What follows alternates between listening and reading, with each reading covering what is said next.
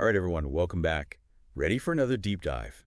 Today, we're heading into a world that's shrouded in secrecy, the dark web. Definitely a fascinating, if not a little unnerving corner of the internet. For sure. And specifically, we're going to unpack the story of Alphabet.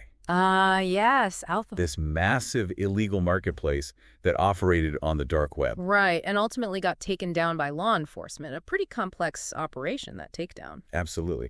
We'll get into the specifics, but first, I think it's important to sort of set the stage, make sure everyone understands what we're even talking about when we say dark web. Totally agree. It's a term that gets thrown around a lot, but there's often confusion about what it actually is. Exactly. So let's start there. The dark web. What is it?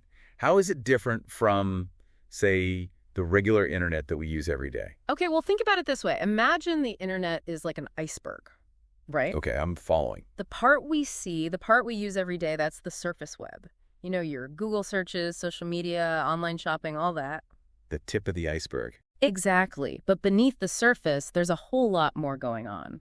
That's where you find the deep web. Okay. So that's where things start to get a bit hidden. Right. The deep web includes things like password-protected databases, private networks, content that's not indexed by regular search engines. Interesting. So is the dark web just like a dipper level of the deep web then? In a way, you could think of it like that. The dark web is a part of the deep web. Okay. But it's intentionally designed for anonymity. It's a hidden network that requires specific software to access. Like, you can't just stumble upon it while browsing the regular internet. Gotcha. So what kind of software are we talking about? The most common one is the Tor browser. Tor? Yeah, Tor. It stands for the onion router.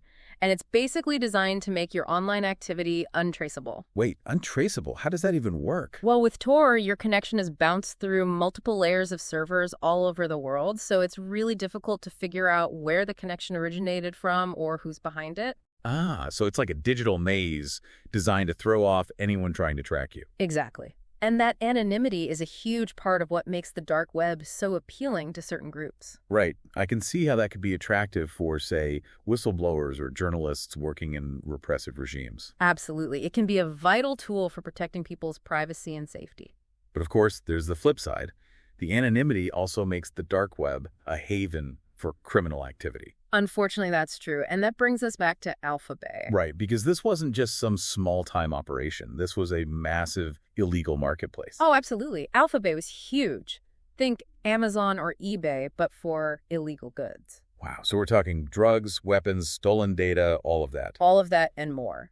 At its peak, it was estimated to be 50 times larger than Silk Road. Hold on, 50 times larger than Silk Road. That's insane. I mean, Silk Road itself was already notorious. Yeah, and Alphabet dwarfed it. We're talking about hundreds of millions of dollars in revenue annually. A truly staggering criminal enterprise. So who was behind all this? What kind of person orchestrates something of this magnitude? The founder of Alphabet was a man named Alexandre Cases. Okay, so what's his story? Was he always involved in this kind of activity? Well, interestingly, he started relatively small, selling stolen credentials online, basically hacking his way into the cybercriminal underworld. From petty cybercrime to kingpin, It's kind of hard to wrap your head around that. Right, and it raises questions about what drives someone down that path, what motivates someone to build an empire based on illegal activity. I imagine there's a lot of factors at play, right? Like the lure of easy money, the thrill of the risk. Definitely. But there's also this psychological element, the sense of power that comes from running a successful enterprise, even if it's illegal. And the anonymity of the dark web probably amplifies that, feeling like you're untouchable above the law. Absolutely. That sense of anonymity can be intoxicating. But what Cases and many others fail to realize is that every action leaves a trace, even in the dark web. Right, those digital footprints can be hard to erase completely. And in Cases' case, those traces eventually led to his downfall. So what happened? How did they catch him? Well, it wasn't easy. Remember, we're talking about a highly sophisticated operation hidden within a network designed for anonymity. Right, so this wasn't just a matter of Googling his name. Definitely not. It took a massive collaborative effort involving law enforcement agencies from multiple countries. Wow, so this is a global operation. Oh, yeah. We're talking the U.S., Thailand, Europe, all working together to try to bring down Alphabet and capture Cases. And what was their strategy? How did they even begin to approach something like this? Patience and meticulous planning were key. They knew they couldn't just barge in. They needed to catch cases red-handed, logged in as the administrator of Alphabet. That way, there'd be no denying his involvement. So they were basically monitoring his every move, waiting for him to slip up. Exactly. They had a team dedicated to tracking his online activity 24/7. Wow, that's some serious dedication. Mm. And did he eventually make a mistake? He did. You know how they say pride comes before a fall? Well, Cases, perhaps feeling a bit too confident, made a crucial error. What did you do? He logged into Alphabet using his personal email address, a detail that linked him directly to the marketplace. So a seemingly minor slip-up brought down his entire empire. It's amazing how often that happens, right? One tiny mistake can unravel years of meticulous planning. Absolutely. But tell me, what was it like when they finally raided his home? It was a high-stakes operation, meticulously planned and executed. They knew they had to move quickly and decisively to prevent Cases from destroying evidence or escaping. So how did it go down? Thai authorities stormed his luxury villa, catching him completely off guard. They seized computers, hard drives, and millions of dollars in Bitcoin. It was a major victory for law enforcement. But it's important to remember that the Alphabet story isn't just about the money and the technology. It also exposes a much darker side of the dark web. That's right. The takedown of Alphabet revealed a disturbing network of online communities dedicated to child exploitation, and it brings to light the truly horrific nature of some of the activities that take place in the shadowy corners of the internet. And that's a whole other layer of this story that we need to unpack. But first, let's take a quick break. We'll be back in a moment to delve deeper into this disturbing aspect of the Alphabet investigation. Okay, so we're back. And honestly, this next part is tough to talk about. Yeah, it's heavy stuff. During the Alphabet investigation, authorities uncovered something truly disturbing: a network of online communities dedicated to child exploitation. A dark underbelly even within the dark web. Exactly. And one case in particular, the Lolly Candy group, really highlights just how horrific these online spaces can be. Absolutely. It's a stark reminder that even in the darkest corners of the internet, there are still lines that should never be crossed. So let's talk about this Lolly Candy group. How did they operate? What were they using the dark web for? Well, they used the dark web to share illegal content.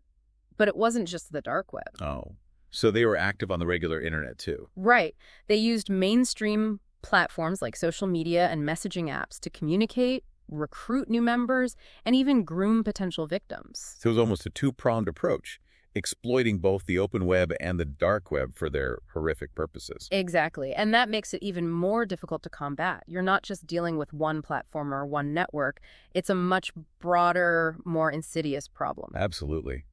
And it raises questions about how we even begin to address this kind of online exploitation. Well, it requires a multifaceted approach. It's not just about law enforcement. It's about education, awareness, and creating a culture of online safety. So let's break that down a bit. What does that look like in practice? Well, on the law enforcement side, it involves things like undercover infiltration, tracing digital footprints, and collaborating with international agencies. Right, because these groups often operate across borders, don't they? Absolutely. It's a global problem that requires a global response. And that's where collaboration between agencies like the FBI and their counterparts in other countries becomes crucial. I see. So you've got the investigation and prosecution side of things. Yeah. But what about prevention? That's where education and awareness come in. We need to equip individuals, especially children, with the knowledge and skills to navigate the online world safely. Okay, so what does that entail?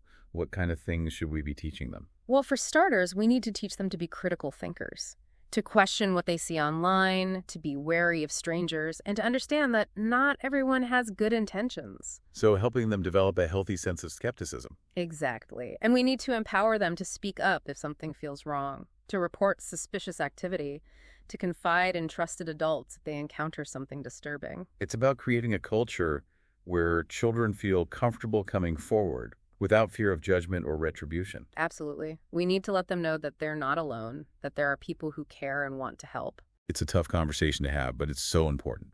But let's shift gears a bit. I want to talk about the motivations behind this kind of behavior. What drives someone to participate in child exploitation? Is it purely about financial gain, or is there something more sinister at play? It's a complex issue with no easy answers. Some individuals are driven by profit, seeking to exploit vulnerable people for financial gain.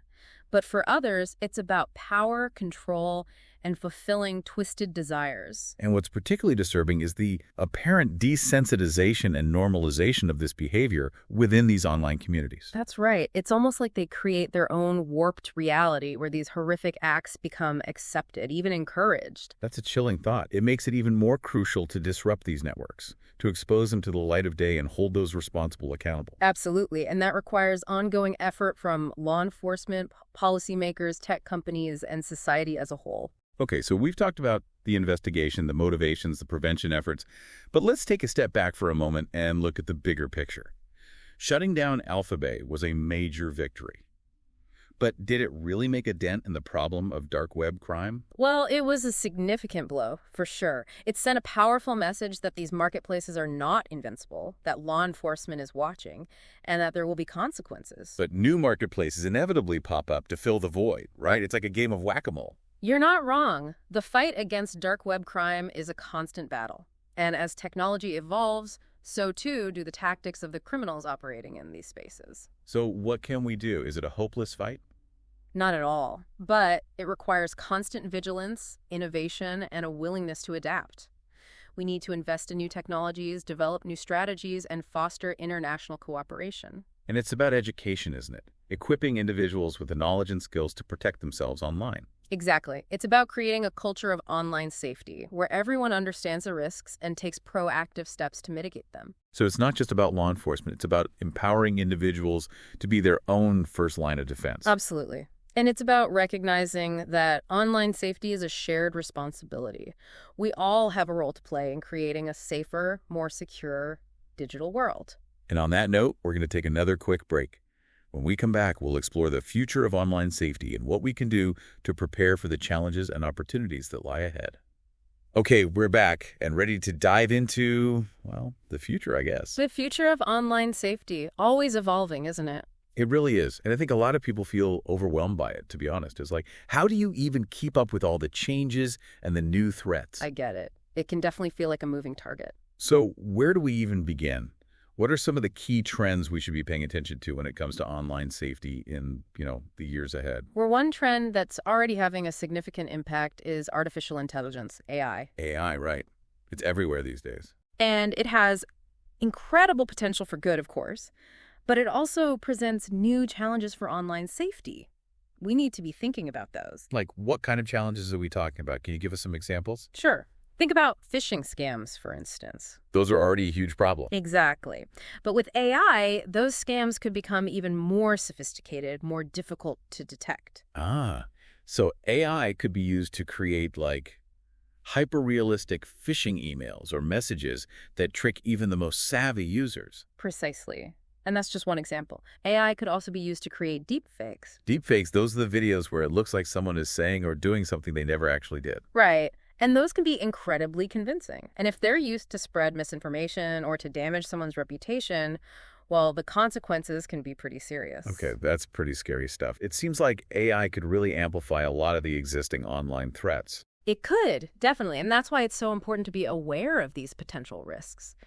We need to educate ourselves about how AI is being used and how to identify and protect ourselves from AI-powered threats. So it's not just about the technology itself, but about how we use it and how we prepare for its potential downsides. Exactly. And that brings us to another trend that I think is really important to think about: the blurring of the lines between the physical and digital worlds. Well, I've heard about this. The Internet of Things, right? Everything being connected to the Internet. Right. Smart homes, self-driving cars, wearable tech, all of it. It's all part of this trend. It's pretty mind-blowing when you think about it. It is. But it also raises new security concerns, because as more and more devices become connected to the internet, the attack surface for cybercriminals expands exponentially. So you're saying that a vulnerability in, say, my smart refrigerator could potentially give a hacker access to my entire home network? It's possible, yes. And that's just one example. Okay, that's a bit unsettling. It is. And it means that we need to be thinking about security, not just for our computers and smartphones, but for everything around us that's connected to the internet. Our homes, our cars, our cities, all of it. So we need to be having conversations about how to design and build these systems with security and privacy in mind, right from the start.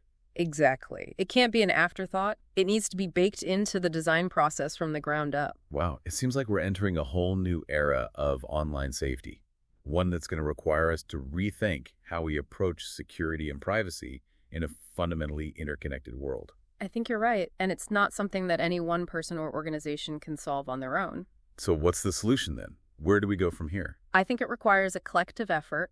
We need individuals taking steps to protect themselves, policymakers creating regulations that promote innovation while safeguarding our rights, and tech companies building security and privacy into their products and services. So it's a shared responsibility. Absolutely. We all have a role to play in shaping a safer online future. And that future starts with awareness, with education, with open and honest conversations about the challenges we face and the opportunities we have. Well said. We've covered so much ground in this deep dive, from the shadowy depths of the dark web to the complexities of cybercrime and the ever-evolving landscape of online safety. And it's clear that this is a conversation that we need to keep having. Couldn't agree more. It's an ongoing process and one that requires all of us to be informed, engaged, and proactive. Absolutely.